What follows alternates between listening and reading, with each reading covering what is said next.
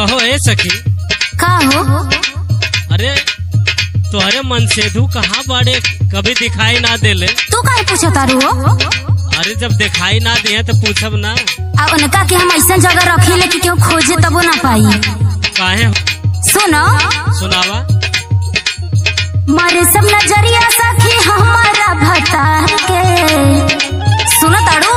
सुनत है हो। मारे सब नजरिया सखी हमारा भतार के, यही नाते रखिल बलम के कुंडी मार के।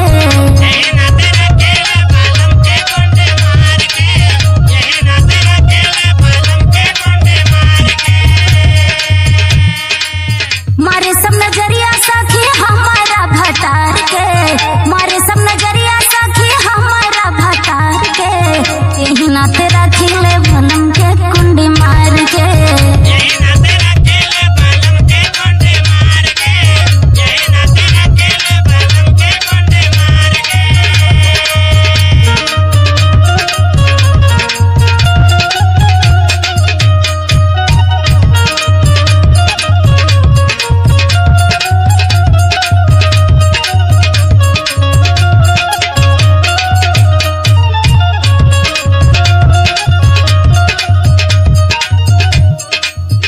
सखी हाँ ये इतना रखवाली करे लगलू।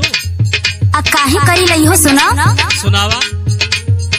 हमारे बलम के सुघर सुरतिया,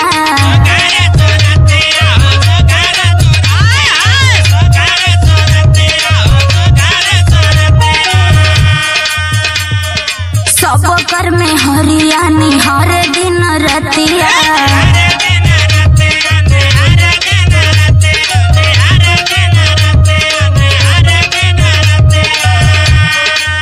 बुझलू का हो? हमारे बलमुआ के सुघर सुरतिया, सब कर में हरियाणी हर दिन रतिया। अब का करी ले और सुना सुनावा। तो नामा झराइले हम हर एतवार के,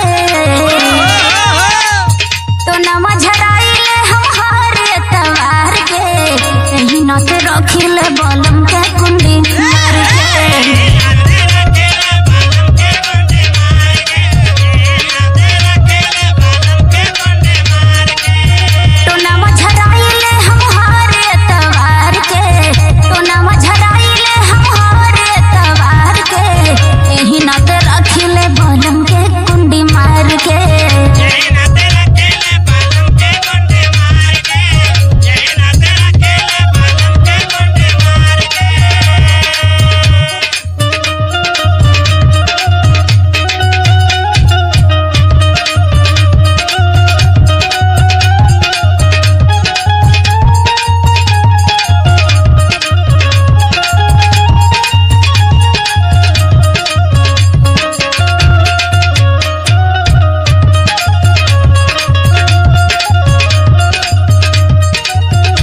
कहो सखी।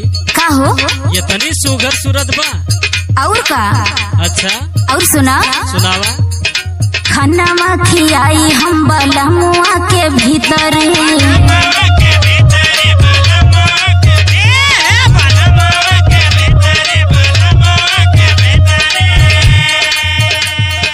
बहरे जब नी करे तो हम संगे नी करे।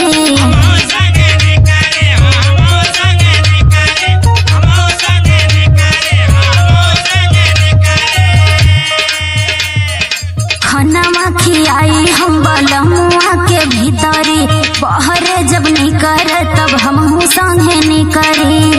और सुना सुनावा। केहू बस में करी कैसे तूने राजकुमार